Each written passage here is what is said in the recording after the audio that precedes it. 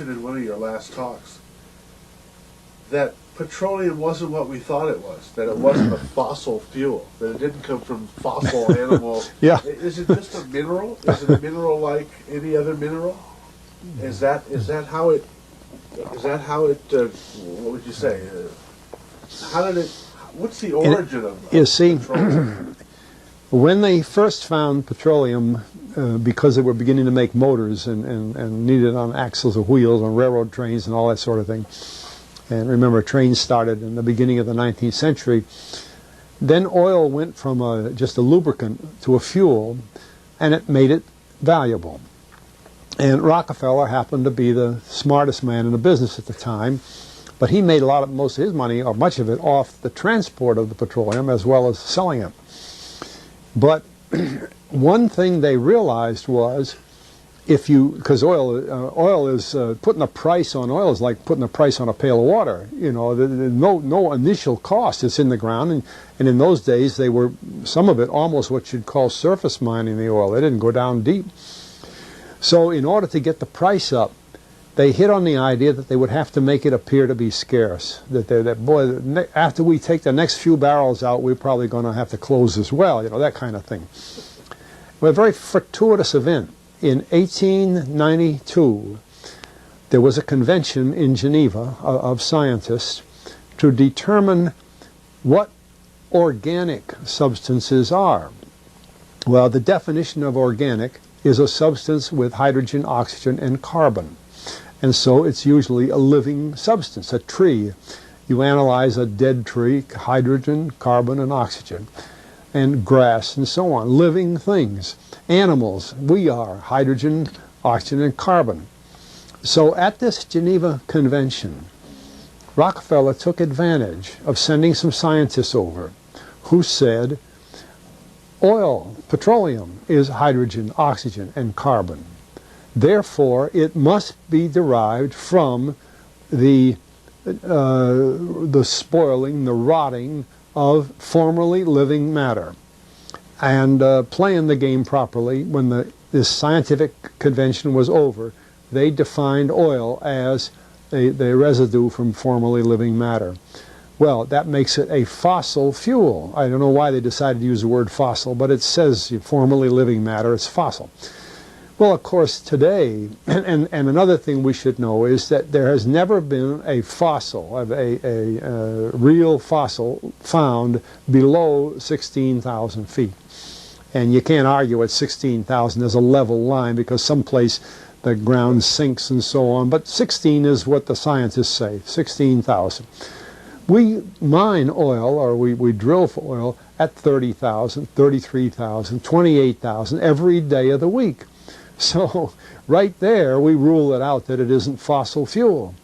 It's called fossil fuel for the minds of the public to feel that it is an asset that is running out, being depleted. We talk about depletion allowance, which is a lot of, you know. And actually, if you know the world's oil supply, you know that it is not going to run out for an awfully long time. It is the second most prevalent liquid on Earth. And we haven't begun to dig.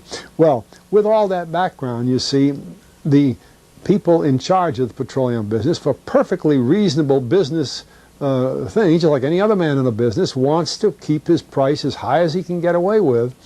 And the way to do is just say, well, there's no more. The last barrel is going to cost $1,000, and then it's all done. And they preach that stuff. What bothers me is that in geology books, it's in there. The geologists say it's a fossil fuel. Somehow they've been bought. I mean, I went to a 4-year federal staff energy seminar run by the government of the United States during the so-called energy crisis. I was the participant that represented the railroad industry. The airline industry was there. Every AA, administrative assistant of senators and congressmen, was there. The CIA was there, the Defense Department was there, the State Department was there. Sometimes sitting right in front of me in the row would be Henry Kissinger with his friend, the head of Department of Defense, It's too bad I can't put the names with them. But anyway, people like that, top men in the government, sitting there listening to the Federal Staff Energy Seminar.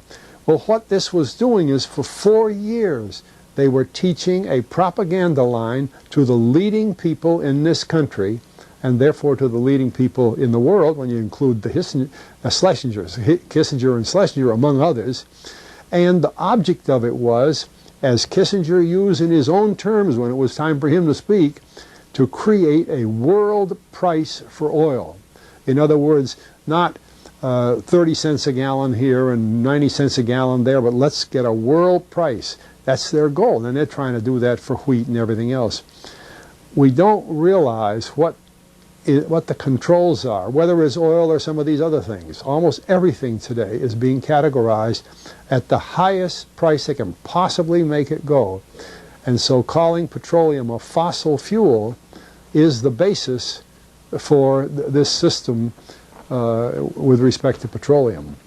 And I don't know if the name Arthur Kantrowitz rings any bell. Arthur Kantrowitz is the head of the Kantrowitz Labs set up by the Avco company near Boston, scientific laboratories, and a great man in the scientific world.